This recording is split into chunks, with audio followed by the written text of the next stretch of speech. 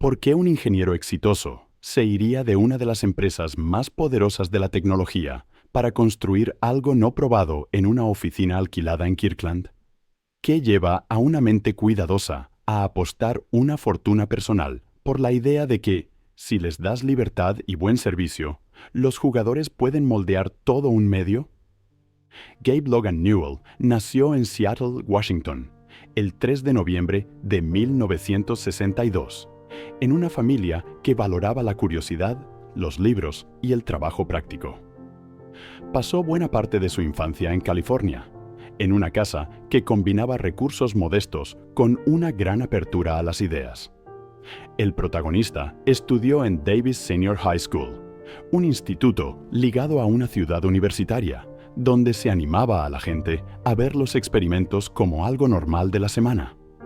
Muy pronto se mezcló el gusto por resolver problemas con las manos con el apetito por las historias, una doble hélice que más tarde definiría una carrera construida a partes iguales de código y narrativa. La siguiente parada fue la Universidad de Harvard.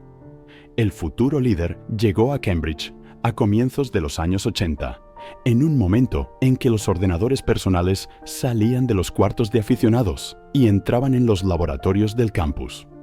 Las asignaturas de literatura inglesa e informática le mostraron cómo la narrativa y la lógica se entrelazan, cómo una frase limpia y una función clara comparten el mismo respeto por las restricciones. Newell encontró mentores no solo en los auditorios, sino también en salas donde máquinas beige zumbaban bajo luces fluorescentes, donde las noches largas se medían por los tiempos de compilación y por el tenue olor a estaño. El campus dejó una lección que nunca se borró. Las ideas se vuelven sólidas cuando se ponen a prueba contra la realidad.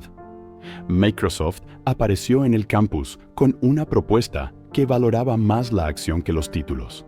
La empresa era joven, ambiciosa y estaba dispuesta a contratar a personas capaces de aprender haciendo. Newell dejó Harvard para unirse a la compañía en Redmond. Con esa decisión, cambió un diploma de la Ivy League por la inmersión en el ritmo diario de entregar software. Los colegas le enseñaron que los calendarios son promesas, no deseos, que la obligación de entregar obliga a aclarar las cosas y que los clientes recompensan los resultados más que los planes elegantes. Esa lección se quedó y maduró en un hábito de por vida: construir, probar, escuchar y después decidir. Los primeros años en Microsoft fueron una escuela de escala, de cómo aprovechar una plataforma y de la extraña alquimia de los equipos que trabajan mejor cuando sienten que algo es suyo. El ingeniero contribuyó a las primeras versiones de Windows y aprendió las partes menos glamorosas de hacer productos. Los sistemas de compilación se rompen. Los instaladores fallan en hardware extraño. Los socios interpretan mal las especificaciones. El ojo del productor se fue afinando. Los conflictos se resuelven mejor con demostraciones y con datos de usuarios reales. Discutir sin pruebas es perder el tiempo. Con los años, el futuro fundador volvía una y otra vez al mismo punto. Entregar supera a aparentar. El punto de inflexión llegó a mediados de los años 90. Mike Harrington, un colega de temperamento sereno y gusto por los problemas espinosos, compartía la convicción de que el ordenador personal podía albergar mundos interactivos mucho más profundos de lo que el mercado había visto hasta entonces. Juntos, esbozaron el concepto de un estudio donde el poder fluyera hacia quien fuera capaz de llevar un problema del caos a la claridad. Valve se constituyó en 1996 y los fundadores financiaron la empresa con los ahorros de años de enviar software al mercado. El riesgo no fue ruidoso, fue silencioso y personal. Dejar la seguridad, alquilar un espacio, contratar con cuidado, dejar que el trabajo hablara por sí mismo. El primer proyecto le dio forma a esa ambición. Half-Life empezó como un experimento para unir las mecánicas en primera persona con una historia continua que no dependiera solo de escenas cinemáticas y pantallas de misiones. Valve licenció una tecnología existente y la reconfiguró para contar la historia de un científico llamado Gordon Freeman y un centro de investigación en el desierto de Nuevo México. Las primeras demostraciones no salieron bien. Una presentación en una feria comercial a finales de los años 90 cayó en saco roto. Cuando volvieron a la oficina, el equipo hizo algo que revela el carácter del estudio. Lo reconstruyó todo. Diseñadores, programadores y artistas formaron lo que internamente se llamó una cabal, un grupo rotativo que se reunía en sesiones intensivas para producir documentos claros y respuestas jugables. Ese giro convirtió una idea prometedora en un juego coherente. Sierra Online se sumó como distribuidora, aportó recursos y plazos e introdujo al pequeño estudio en el mundo más amplio del comercio minorista y el marketing. Los encuentros en Half-Life se diseñaron para que se sintieran como conversaciones con un oponente inteligente, no como un patrón mecánico. Los marines flanqueaban y hacían salir al jugador de su cobertura. Los científicos entraban en pánico, se escondían o seguían al jugador si éste los convencía.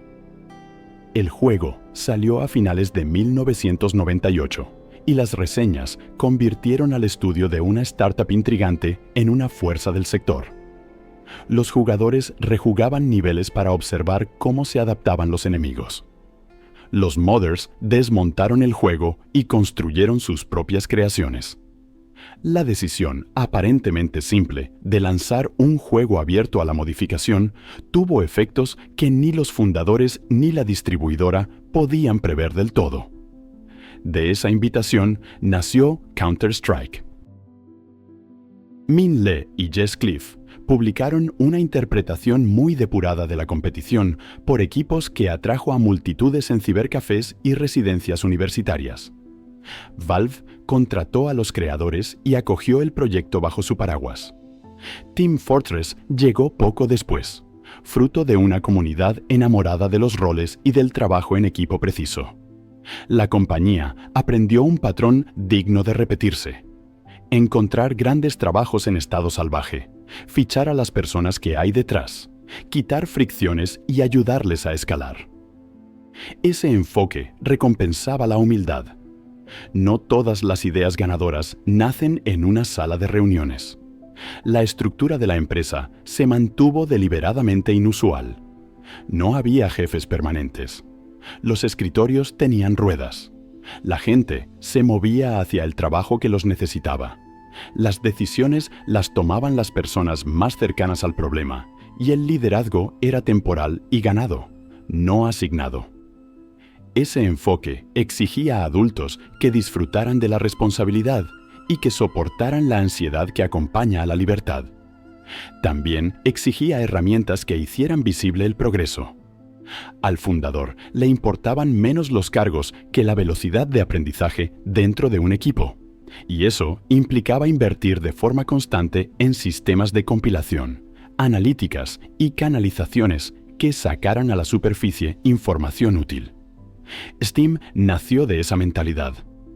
En 2003 Valve lanzó una utilidad que muchos jugadores vieron como un actualizador intrusivo para Counter-Strike.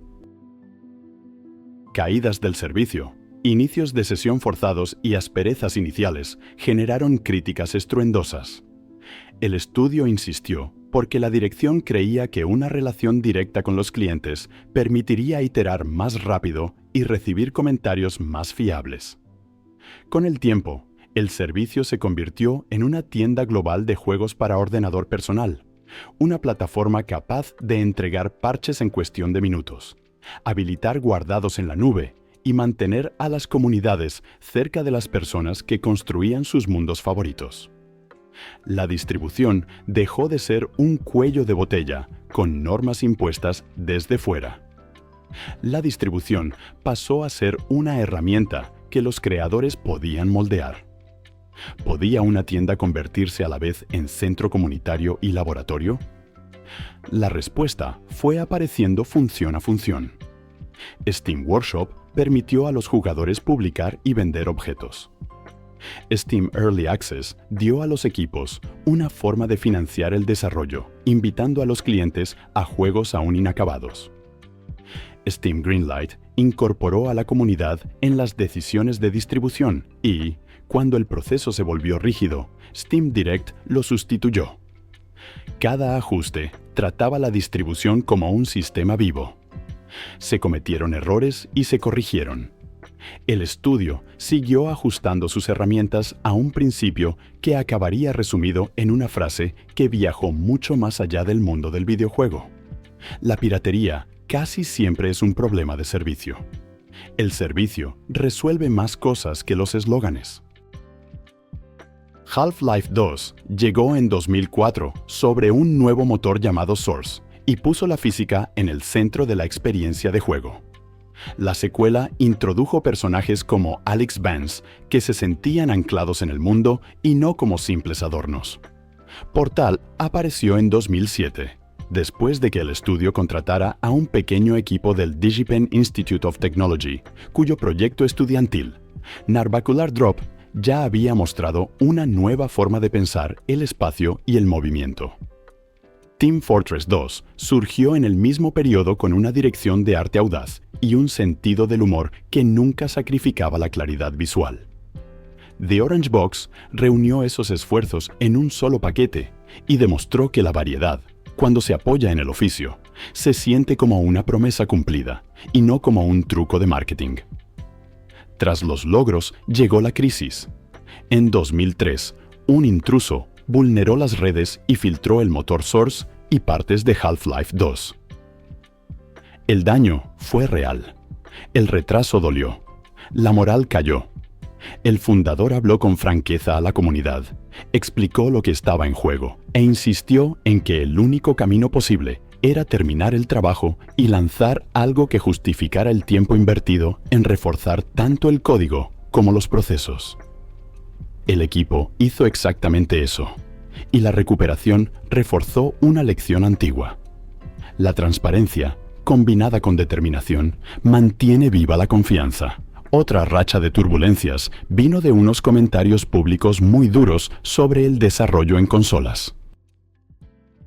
En la época de PlayStation 3, Newell criticó la arquitectura y calificó la plataforma de pérdida de tiempo para los desarrolladores. Años más tarde, subió al escenario de Sony para presentar Portal 2 en esa misma consola y respaldar funciones que conectaban servicios entre plataformas. El giro no fue cosmético. Reflejaba la costumbre de la empresa de actualizar sus puntos de vista cuando cambian los hechos. La lealtad no se debe a las declaraciones del pasado, sino a las pruebas del presente. El trabajo en juegos como servicio creó un nuevo tipo de aula. Team Fortress 2 se convirtió en un mercado moldeado por el gusto de los jugadores. Los objetos creados por la comunidad y los sombreros cosméticos introdujeron a Valve en las realidades de las economías digitales, donde escasez, estatus y sorpresa interactúan. La tienda Manco se abrió como un experimento. El mercado comunitario creció. Economistas empezaron a estudiar el comportamiento dentro de un solo juego. Las lecciones aprendidas allí se trasladaron a otros lugares. Dota 2 llevó esas enseñanzas más lejos al fichar al custodio de larga trayectoria de un famoso mod y convertir una tradición comunitaria en un deporte respaldado con un escenario mundial. El hardware entró en escena como una extensión natural de la obsesión por las entradas y la latencia. La empresa se asoció con un fabricante para crear un sistema de realidad virtual que combinaba un seguimiento preciso con pantallas ajustadas para la comodidad. Más tarde, Valve lanzó su propio visor y lo emparejó con un juego que regresaba a su universo más antiguo, Half-Life. Alyx apareció en 2020 y mostró cómo la realidad virtual podía sostener historia, tensión y calidad sin depender solo de la novedad. El trabajo no convenció a todos los escépticos. Sí demostró que el formato puede soportar peso cuando el talento y la paciencia se alinean. Steam Deck convirtió una larga discusión sobre las plataformas abiertas en un objeto que cabe en una mochila. El dispositivo ejecuta un sistema operativo basado en Linux y utiliza capas de compatibilidad para jugar a títulos diseñados para otro entorno. Años antes, en un encuentro dedicado a ese sistema operativo, Newell lanzó una predicción sencilla. Linux es el futuro de los videojuegos. La apuesta era que el control y el servicio superarían al bloqueo y la complacencia. El resultado fue un dispositivo portátil exitoso que hizo que una biblioteca de ordenador personal fuera portátil y cómoda, y que empujó a la industria a revisar sus suposiciones sobre dónde y cómo se pueden jugar grandes juegos. No todas las apuestas salieron bien. Artifact llegó en 2018 como un juego de cartas digital diseñado junto a Richard Garfield. Las normas eran cuidadosas, la presentación sólida y los primeros probadores admiraban su profundidad. Pero las decisiones sobre el precio chocaron con las expectativas marcadas por los estándares de los juegos gratuitos y el público no se quedó. El estudio intentó un relanzamiento importante, trabajó durante meses y luego detuvo el desarrollo y dejó el cliente disponible de forma gratuita. La decisión dolió y dejó otra vez la misma lección. Un buen diseño no puede compensar una conversación rota con los jugadores sobre el valor. Los problemas de salud moldearon la vida del fundador de formas más silenciosas. Newell se sometió a trasplantes de córnea para tratar una enfermedad degenerativa que amenazaba su vista, y la experiencia profundizó su respeto por las disciplinas que convierten la investigación en atención médica rutinaria. La recuperación exigió paciencia. El trabajo continuó. Un líder que ya apreciaba el progreso técnico lento volvió con aún más tolerancia hacia los proyectos que maduran a lo largo de años y no de trimestres. La exploración de la empresa en pantallas, entradas y óptica se benefició de esa paciencia. Un artefacto cultural muy particular presentó al mundo la lógica interna de Valve. El manual del empleado, un documento interno que más tarde se filtró en Internet, explicaba cómo una organización horizontal contrata, integra y fija expectativas. Los escritorios con ruedas simbolizan una regla. La gente debe poder unirse al trabajo que los necesita sin esperar permiso. El manual advertía que la libertad de elegir proyectos es indistinguible de la responsabilidad de entregar. Describía un entorno donde la única fuente duradera de autoridad es la competencia demostrada. Los apodos de la comunidad convirtieron al fundador en un personaje más grande que la persona real. El nombre Gaben nació como una línea amistosa en los comentarios de desarrollador de Half-Life, donde una dirección de correo de soporte usaba ese apodo. Internet hizo el resto. Los memes se multiplicaron. Fotos de eventos se convirtieron en imágenes de reacción. Un hombre reservado, aficionado a los vaqueros y a las camisas de franela cómodas, se transformó en un avatar de buenas noticias para la comunidad de Steam, y en blanco de bromas cuando los servidores se doblaban bajo el tráfico de las rebajas navideñas. El protagonista asumió esa atención con una mezcla de diversión y cautela y volvió al trabajo. El liderazgo, en esta historia, se parece a la suma de paciencia y claridad. Newell cuida equipos pequeños que saben qué problema están resolviendo y por qué importa. Las herramientas reciben tanta atención como las funcionalidades, porque las buenas herramientas elevan el nivel de calidad de forma más fiable que los discursos motivacionales. Valve se mantiene modesta en número de empleados en comparación con la escala de su influencia y gasta sin tacañería en tiempo para iterar. Un proyecto que no entusiasma a quienes trabajan en él se detendrá o morirá. Un proyecto que abre posibilidades nuevas y genera energía crecerá. El dinero importa, pero no es el protagonista. Al seguir siendo una empresa privada, la compañía compró independencia frente a las expectativas trimestrales. Esa independencia permite retrasos, cancelaciones y cambios radicales de plan cuando las pruebas lo exigen. A medida que Steam crecía, empezaron a aparecer listas de fortunas que incluían el nombre del fundador, y la fascinación por las cifras desvió la atención de un punto silencioso dentro del edificio. La independencia no es un trofeo. La independencia es una herramienta. Compra tiempo para explorar y da permiso para decir que no. La filantropía y los gestos cívicos aparecen de forma esporádica, a menudo sin aspavientos. Durante la pandemia, Newell pasó una temporada prolongada en Nueva Zelanda junto a un pequeño grupo de colegas. Ese tiempo, lejos de las oficinas habituales, llevó a organizar un evento comunitario para agradecer a la población local su hospitalidad y recaudar fondos para organizaciones benéficas. El interludio ilustró un carácter que ve las circunstancias inusuales como oportunidades para aprender y contribuir. El trabajo siguió adelante a través de flujos remotos que se beneficiaban de años de desarrollo distribuido. Un relato honesto de Valve también reconoce que su cultura no encaja con todo el mundo. Algunos empleados prosperan en una estructura sin jefes y firman el mejor trabajo de su vida. Otros prefieren jerarquías más claras y una guía diaria. El fundador trata el diseño organizativo como un producto en sí mismo, que mejora con ajustes y con despedidas respetuosas cuando no hay encaje. La contratación se hace en tandas pequeñas. Los equipos observan cómo se forman los grupos y si echan raíces los hábitos que suelen anticipar el éxito. Las intervenciones desde arriba no llegan en forma de órdenes, sino como preguntas que exigen pruebas. 2 preguntas breves atraviesan esta vida. ¿Qué ocurre cuando un escaparate se trata como un servicio que debe ser más rápido, más justo y más abierto que todo lo anterior, y no como una barrera que cobra peajes?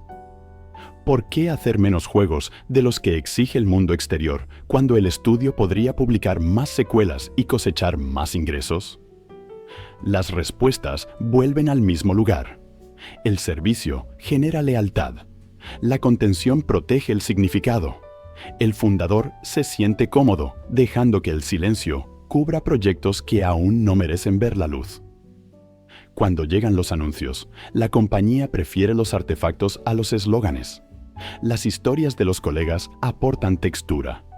Un ingeniero llegó una vez con un pequeño juguete de física, un prototipo sin propósito claro. La respuesta fue nítida. Si otros lo usan como herramienta, pertenece al motor. Si se convierte en una mecánica que cambia cómo se siente un jugador dentro de una sala, pertenece a un juego. Si sigue siendo un truco aislado, pertenece a un cajón. La intención no era despreciar la curiosidad. Era conectar la curiosidad con el impacto. Las personas capaces de convertir experimentos en instrumentos de los que otros dependen florecen. Para quien lo mira desde fuera, los cuchillos pueden parecer una afición extraña de combinar con el software. Para Newell son objetos de oficio. Conversaciones sobre metalurgia, tratamientos térmicos y equilibrio revelan la atención al detalle de un coleccionista y el respeto por el proceso de un artesano. Ese interés refleja su entusiasmo por la fabricación, los mandos, la respuesta háptica y el lado táctil del entretenimiento digital. Las discusiones sobre hardware suelen desviarse hacia cómo debe sentirse una empuñadura después de una hora, cómo debe responder un gatillo a una presión ligera o a un apretón fuerte, y cómo unos milímetros de diseño cuidadoso pueden reducir la fatiga. La educación nunca se detuvo.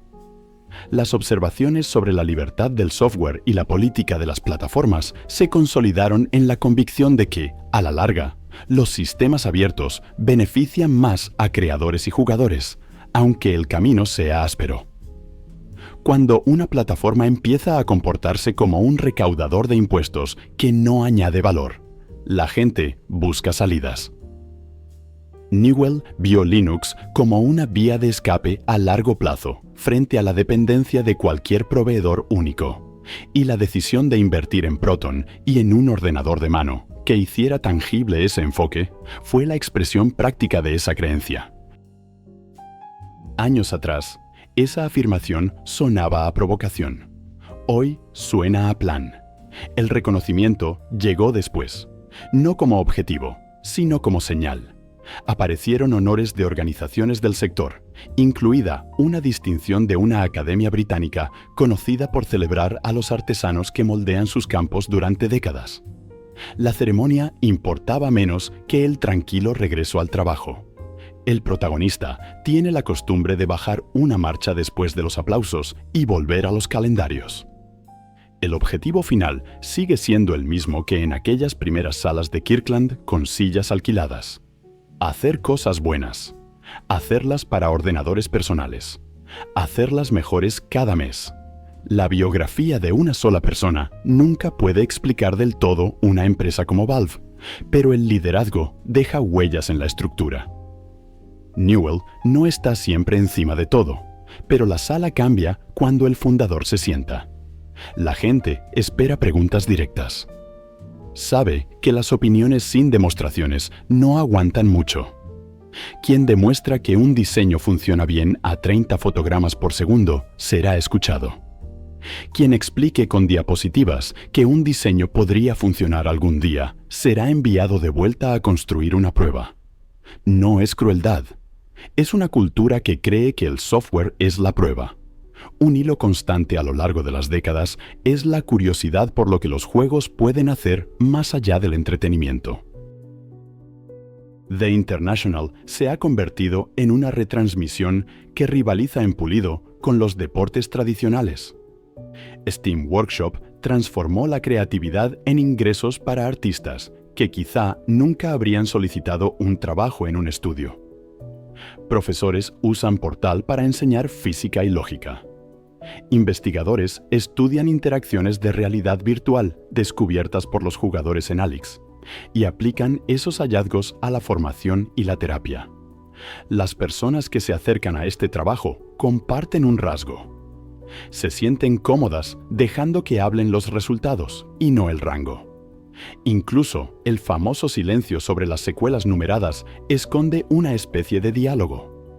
El fundador entiende que el misterio puede ser poderoso cuando se trabaja para justificarlo. Las promesas son escasas porque atan a los equipos a calendarios que la creatividad no siempre respeta. La empresa prefiere hablar cuando existe algo capaz de aguantar la atención que sigue a los anuncios. Los primeros días de Steam enseñaron esa lección con una claridad dolorosa. Lanzar un servicio antes de que esté listo deja una herida que tarda años en cicatrizar. A lo largo de todos estos capítulos, dos frases breves reaparecen porque capturan la ética que convierte las discusiones en software. La piratería casi siempre es un problema de servicio. Linux es el futuro de los videojuegos. Juntas, apuntan a una misma estrella polar. Si sirves mejor a la gente que las alternativas, elegirán el camino de menor resistencia. Si inviertes en caminos abiertos, la resiliencia crece. Los años se extienden hacia atrás hasta Seattle y hacia adelante hasta lo que venga después. El ancla se mantiene constante. Newell confía en que poner a los jugadores en primer lugar es a la vez buena ética y buen negocio. La plataforma existe para bajar barreras. Los juegos existen para explorar ideas que no se pueden responder con una diapositiva o un discurso. El hardware existe para darle a manos y ojos mejores formas de interactuar con mundos que, de otro modo, seguirían siendo planos. Los torneos existen para celebrar la habilidad y dar a las comunidades un lugar donde reunirse. La empresa prospera cuando todos esos hilos se entretejen.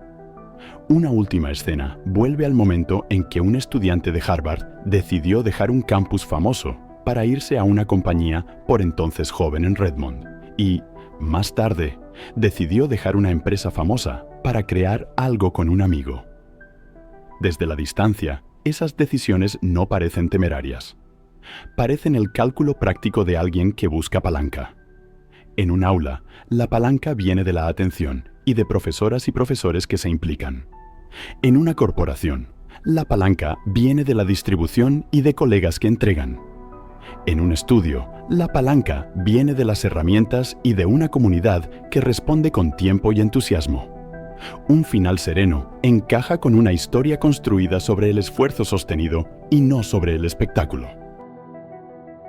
El hombre que ayudó a popularizar una plataforma, que guió un estudio que definió cómo se sienten los juegos modernos y cómo llegan a los jugadores, y que mantuvo una vida privada en gran medida privada, mientras su rostro público se convertía en un personaje folclórico de Internet, sigue repitiendo el mismo credo sencillo: servir al jugador, confiar en el equipo, ser paciente donde la paciencia se acumula, moverse rápido donde la velocidad se acumula, hacer que la plataforma sea cada mes mejor de lo que era el mes anterior.